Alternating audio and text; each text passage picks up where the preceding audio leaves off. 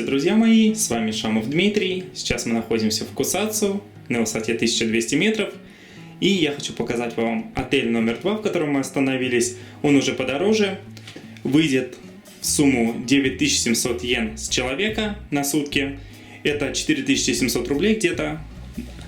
Но здесь в план также входит еда, ужин и завтрак. Сейчас я вам покажу. При входе вы можете видеть, сидит Микки, отдыхает. Также Котацу. Котацу — это вот такой вот стол, покрытый одеялом, а внутри печка. В общем, тепло. В Японии в холодных домах очень часто используется. И так как комната в японском стиле, то здесь Котацу тоже используется. Такой вот чайник. Там кипяток можно налить, телевизор. В коробочке разные приспособления, сам чай зеленый, чашечки, чтобы попить можно было, котята на стене. Также покажу сразу перед тем, как заходить в комнату. При входе в сам номер есть умывальник такой и холодильник. То есть спокойно можно купить что-нибудь, оставить. То же самое пиво холодное, например. Никаких проблем не будет. При входе вы можете видеть два футона, уже постеленных изначально, потому что комната достаточно большая и позволяет это изначально сделать.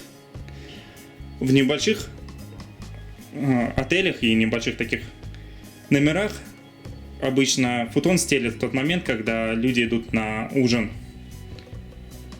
То есть вы приходите с ужина и уже все постелено.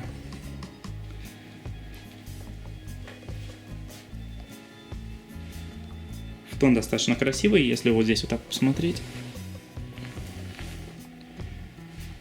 Во всех отелях и комнатах в японском стиле люди спят на футоне, то есть по сути на полу. Здесь еще один телевизор.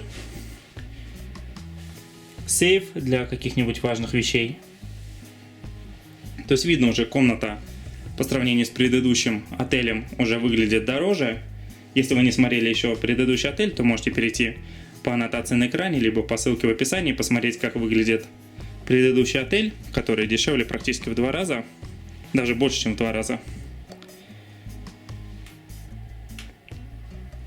Так все это выглядит. Здесь шкаф.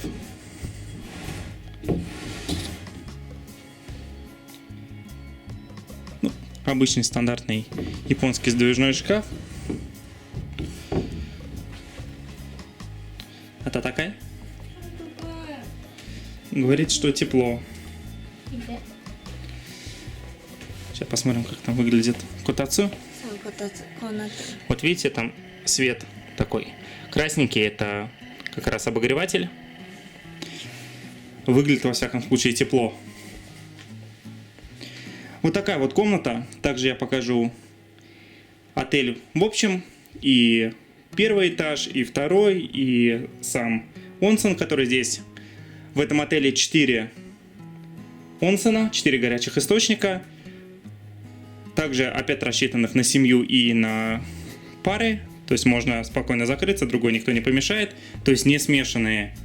А если выйти из этого отеля и пройти здесь буквально 10 метров, то можно попасть уже в отеле и просто на горячие источники, уже смешанные, где отдельно мужчины, в огроменных источниках купаются и отдельно женщины.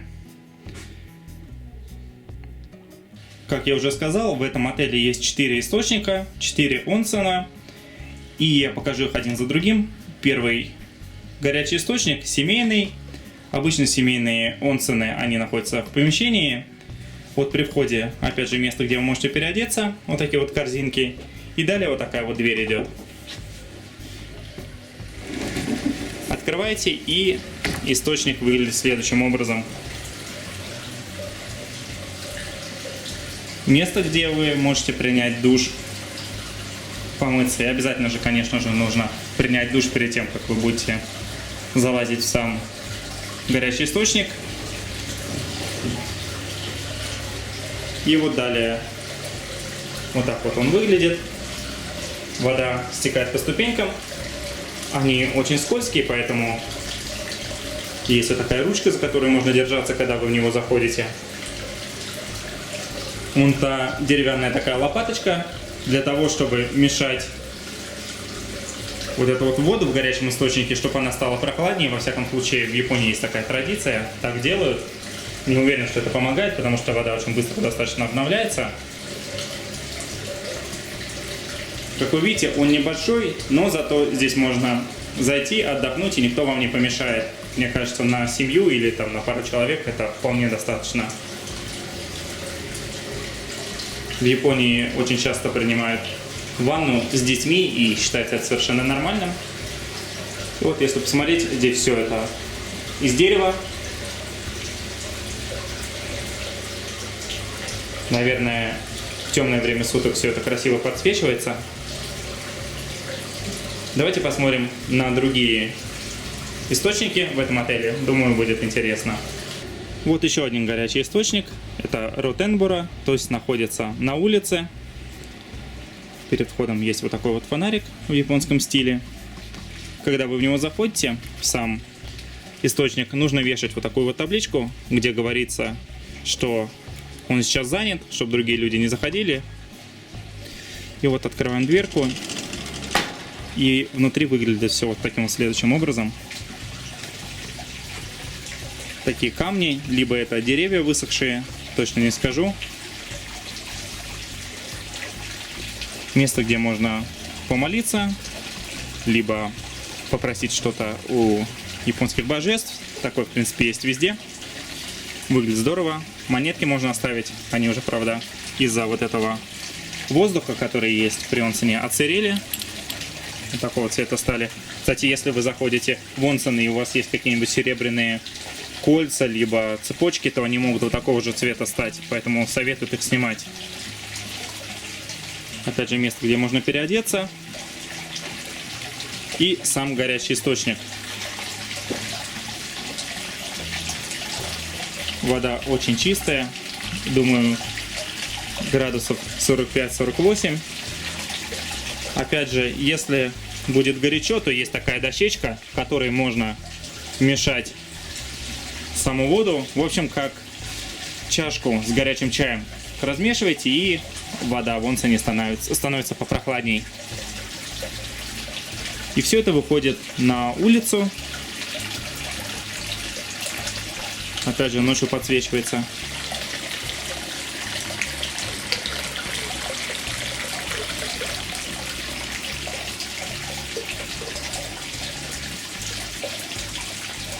Вот так вот мешается. В Японии даже проводится шоу, где девушки по 6 человек с двух сторон вот так вот мешают воду в горячих источниках, поют при этом. Очень здорово все это выглядит.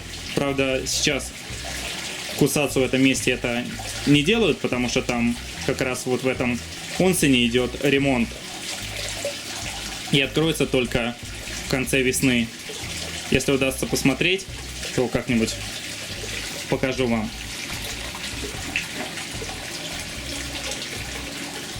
Вот еще один, третий по счету горячий источник в этом отеле.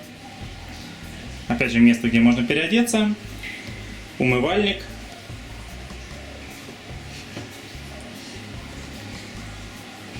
И вот здесь можно открыть дверь и посмотреть на сам источник. Вот такой вот небольшой, достаточно простой.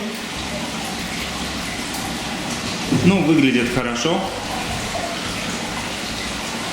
На втором этаже уже.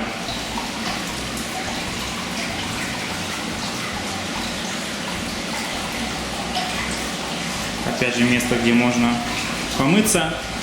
Кстати, если вы приезжаете в Японию и едете на горячие источники, советую везти с собой шампунь и гель для душа, потому что шампуни здесь достаточно дешевые, и поэтому вам может что-то не подойти, волосы будут ломкие, сухие. Но, во всяком случае, я советую с собой везти что-то.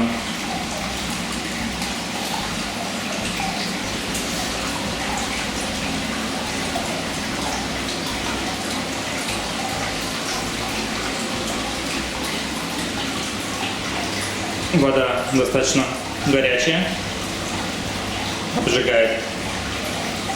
Ну и опять же можно вот такой вот лопаточкой все это дело помешать и, так сказать, остудить.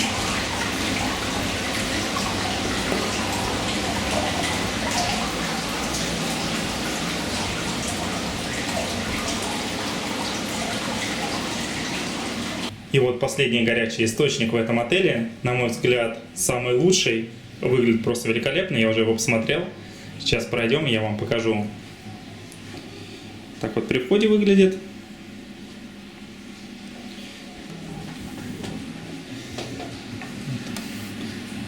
Открываем дверь. Опять же место, где вы принимаете душ. И вот так вот выглядит источник. Вода достаточно красиво все сливается. Мне кажется, на пару человек вообще отлично. Есть вот камушки внутри в самом источнике, поэтому видно, что 3 человека спокойно может сесть, плюс ступенька. Но помимо этого можно выйти на балкон. Вот здесь. И здесь еще один горячий источник уже находится на улице.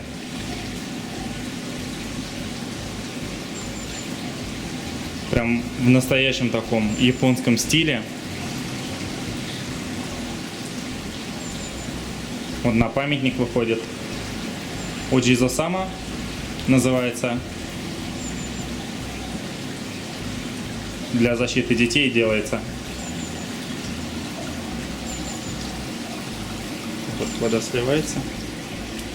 С обратной стороны, правда, ничего нету. Только дверь.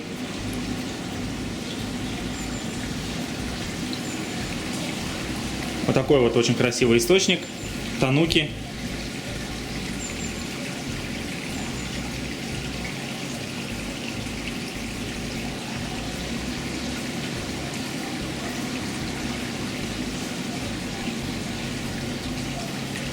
В отеле на ужин подают несколько различных блюд. Сейчас я вам их покажу.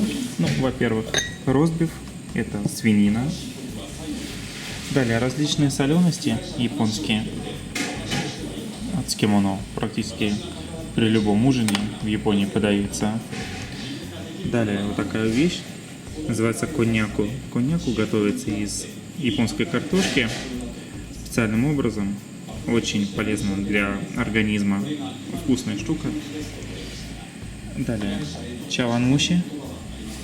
Готовится из яйца. Что-то вроде мусса из яйца. Обычно добавляется в него креветка, но так как у меня аллергия на креветки, там приготовили немного по-другому с грибами. Такая вот стакан виски-сода. Бесплатно его принесли. Совершенно как комплимент от ресторана. Далее вот такие вот вещи, которые тушатся или, не знаю, варятся вместе. Это мочи, тоже коньяку. В общем, сложно объяснить. Различные такие японские традиционные блюда, которые тушатся. Далее рыба, тунец красная и белая это канпачи. К сожалению, я не знаю, что за рыба такая канпачи. Я попытался посмотреть на Википедии, но такой нету в российской Википедии рыбы. Поэтому это, наверное, какая-то японская, может быть. Я когда буду уже это видео редактировать, я, может, подпишу название, если найду. Десерт. Иокан, что-то вроде японской сладости, такого желе и клубничка. И самое главное блюдо это краб с овощами тушеный. Вот такой. Он сейчас, видите, здесь на огне варится.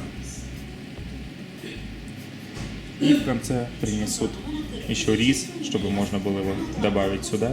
А на утро в отеле на завтрак дают следующие блюда. Ну, во-первых, жареный лосось.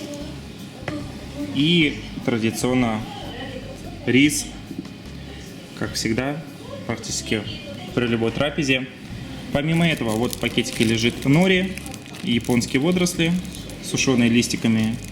Их можно добавить как и в рис, так и в суп. Кстати, вот немного о супе. Это мисо-суп. Если его помешать, он будет выглядеть более привлекательно. Различные солености. Вы можете видеть. И вот вверху тоже солености. Умебоши, сушеная слива. Соленая, вернее, слива. Дайкон, назавана. Вот есть десерт. Желе. Ананас и суфле какое-то. Также здесь, если посмотреть, есть лучок, который можно добавить в суп по желанию. И вот здесь вот на огне видно, как он там горит на такой свечке определенной. Жарится просто яйцо с капустой.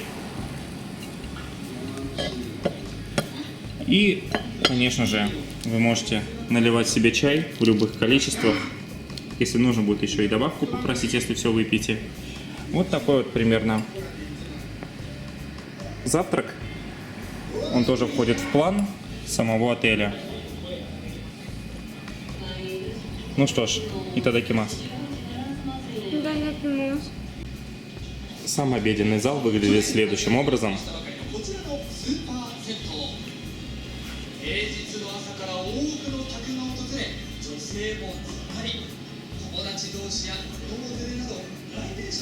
Сейчас 8 утра, практически никого нету, кроме нас. Некоторые люди подойдут только в 8:30, потому что можно было выбрать 8 либо 8:30. Все решили, видимо, поспать.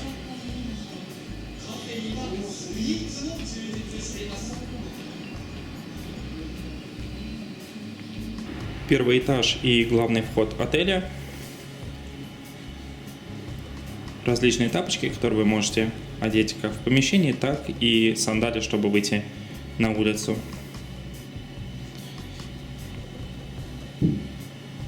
Стол, за которым вы можете выпить кофе, всего за 10 йен, за 5 рублей. Посидеть, поговорить. Конечно же, все оформлено в японском стиле. Например, веер с журавлями, символом Японии.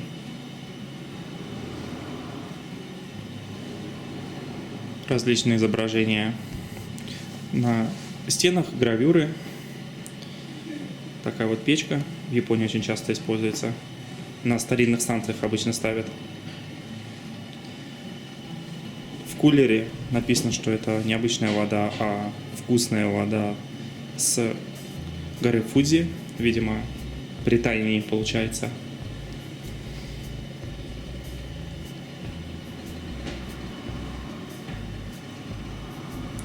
Вот так все выглядит очень уютно.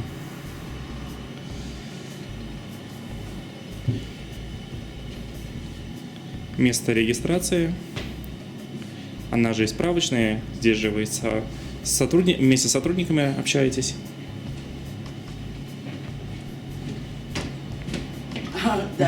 Даже без.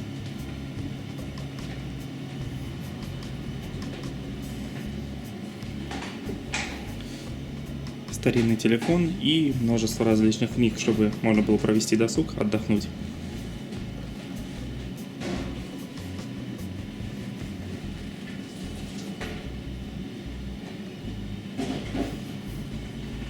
А вот так отель выглядит снаружи. Небольшое такое симпатичное здание. Всем большое спасибо за просмотр. Надеюсь, что было интересно. Обязательно подписывайтесь на канал, оставляйте комментарии и, конечно же, ставьте лайки. До встречи в следующих видео. До свидания.